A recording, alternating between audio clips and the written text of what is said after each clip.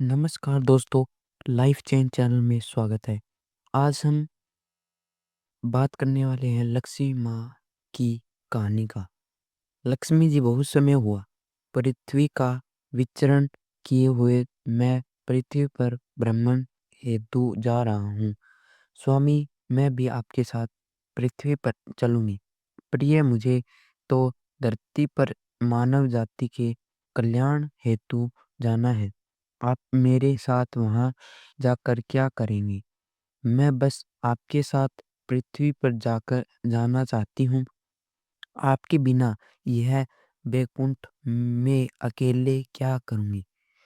हुँ, मुझे अपने साथ ले चलो स्वामी। ठीक है, आप मेरे साथ चलिए, लेकिन पहले आपको मुझे एक वचन देना होगा कि आप पृथ्वी पर उत्तर दिशा की ओर नहीं देखेंगी। लक्ष्मी जी ने विष्णु जी का वचन दिया और दोनों पृथ्वी लोक पर गए। पर सारी रात की बरसात के बाद सो सो कहानी सुबह की ठंडी ठंडी हवा चली रही थी।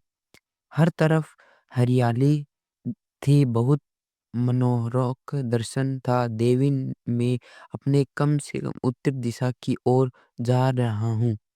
आप अपने वचन के अनुसार उत्तर दिशा की ओर नहीं देखेंगे।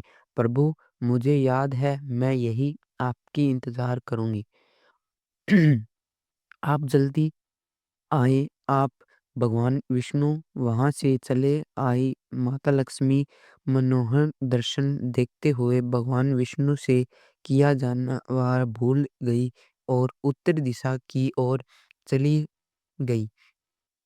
हम्म, एक संदूर सरसों की खेत में पहुंची और उसे खेत से उन्होंने सरसों के कुछ फूल तोड़ कर अपने श्रृंगार किया। वहीं पास में गन्ने का खेत था। माता ने वहां से एक गन्ना तोड़ा दिया लिया और उसे खाने लगी। तभी सामने से भगवान विष्णु आए और माता लक्ष्मी क्रोधित होने लगी। फूल तोड़ने से आप चोरी का और वचन तोड़ने का दोष भी लगा है।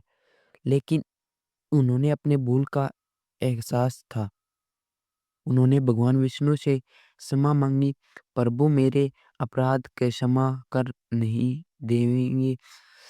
तुम पर चोरी का दोष लगा है, इसलिए तुम्हें इस खेत की मली के यहाँ 12 वर्ष तक सेवा करन करेगी, तभी तुम्हारी यह दोष मिट पाएगा।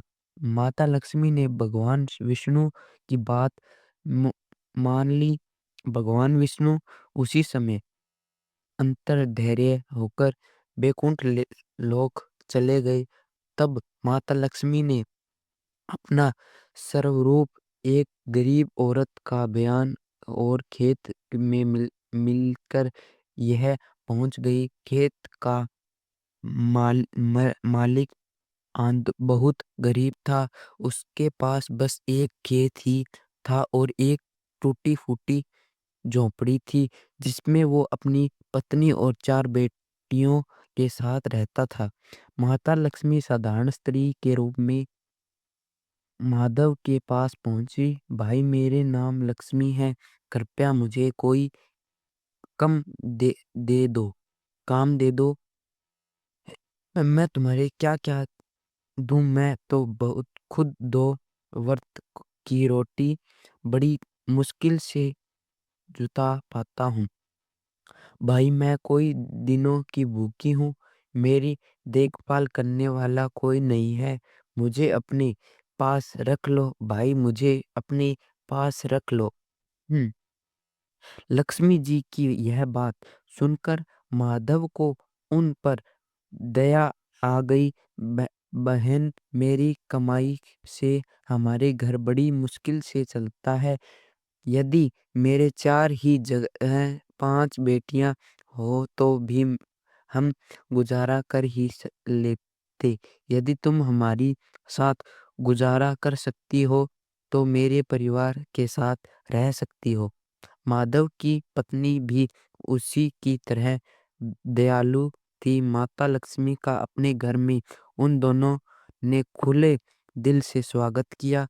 जो भी थोड़ा बहुत रूखा साखा घर में होता वो सब मिलकर बांट कर खा लेते। उनकी याद दयालु देखकर माता लक्ष्मी बहुत प्रभावित हुई। माता की कृपा से माधव के दिन धीरे धीरे बदलने लगे। उसके खेत की सरसों के फूल को एक साहूकार ने अच्छी कीमत पर खरीद लिया। धीरे धीरे माधव ने एक गाय भी खरीद लिया जो खूब दूध होती थी। इस्तेमाल के बाद बचा हुआ दूध माधव बेच आता था, जिससे उनके घर में आमदनी और बढ़ गई। धीरे धीरे उन्होंने कई गायें खरीद ली। माधव ने एक बड़ा खेत भी खरीदा और पक्का घर बनवा लिया। सुनिए जी, आज शाम को घर जल्दी आइए। आज ही खीर पूरी बनाऊंगी। और वह खीर पूरी, लेकिन किसी खुशी में खुशी की क्या बात है। भगवान ने हमारी सभी इच्छाएं पूरी की है। हमें हर रहत का सुख दिया है। चारों तरफ ही हम एक खुशहाली ही खुशहाली मिल रही है। यह तो तुम सही कह रही हो, लेकिन शांत, क्या तुमने यह भी कभी सोचा है कि अचानक प्रभाव हम पर इतने मेहराब कैसे हुए गए। ये सब तो मैं नहीं जानती, लेकिन हाँ, हाँ, यह ज़रूर जानती हूँ कि जब से यह लक्ष्मी अपने घर में आई है, सभी तरह से हमारे घर धन धान्य से बढ़ता जा रहा है। तुम्हें सही कहा रही हो। इस लक्ष्मी बहन के पैर पड़ ही हमारी तो दिन बदल गए। माधव और शांति माता लक्ष्मी को बहुत स्नेह से अपने साथ रख दे। धीरे धीरे उन्होंने अपनी चारों की शादी कर दी। जब वह दोनों बुजुर्ग हो चले, 12 वर्ष का समय भी पूरा होने आयु, परंतु माता लक्ष्मी का स्वरूप बिल्कुल वैसा ही था जैसे वह माधव के घर में 12 वर्ष पहले आई थी। यह बात माधव और शांति को थोड़ी अजीब भी लगी थी।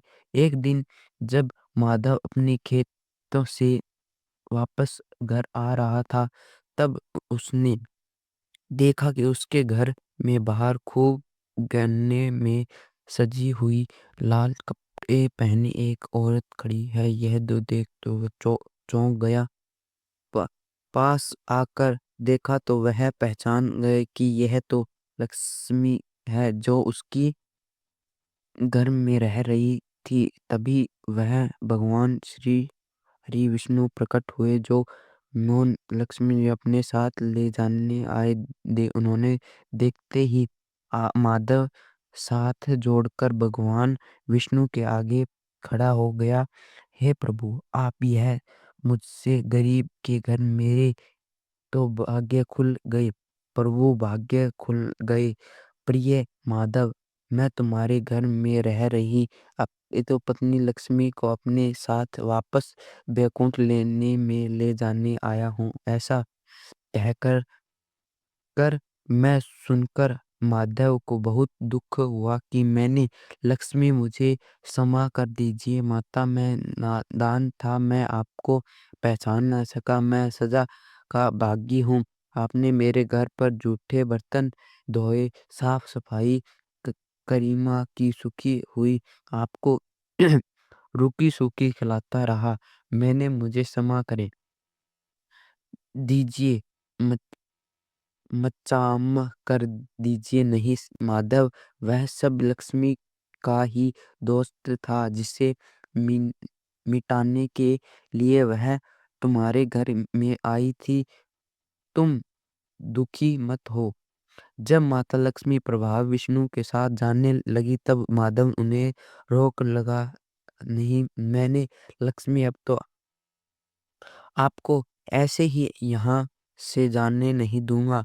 मैंने पापा किया है, मैं उसका प्रायश्चित करूँगा। माता आप यहीं मेरी घर पर रहिए, मैं आपकी सेवा करूँगा। मैंने आपकी पूजा करूँगा। नहीं माधव, अपने दोस्त की दूर करने के लिए ही लक्ष्मी तुम्हारे घर में रह रही थी। उनका स्वभाव तो वैसे भी चंचल ही था। यह एक जगह पर नहीं टिकती हैं। बड़े-बड़े राजा महाराजा भी इन्हें आज तक रोक नहीं पाए। माधव फिर भी यह करता रहने चाहते तो वह सुनने।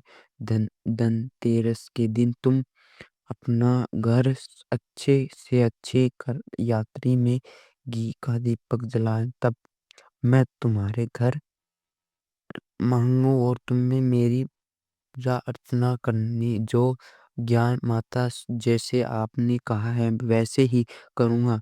मैंने अब माता लक्ष्मी भगवान विष्णु के साथ वैकुंठ लोक में चली गई। माधव ने माता लक्ष्मी को बताया अनुसार धनतेरस के दिन पूजा की। उसका घर धन से परिपूर्ण हो गया। उस दिन से हर वर्ष सभी लोग धनतेरस के दिन मां लक्ष्मी का पूजन अर्चना करते हैं। दोस्तों, ऐसी ही वीडियो देखने के लिए हमारे चैनल को सब्सक्राइब करें। जय माँ लक्ष्मी।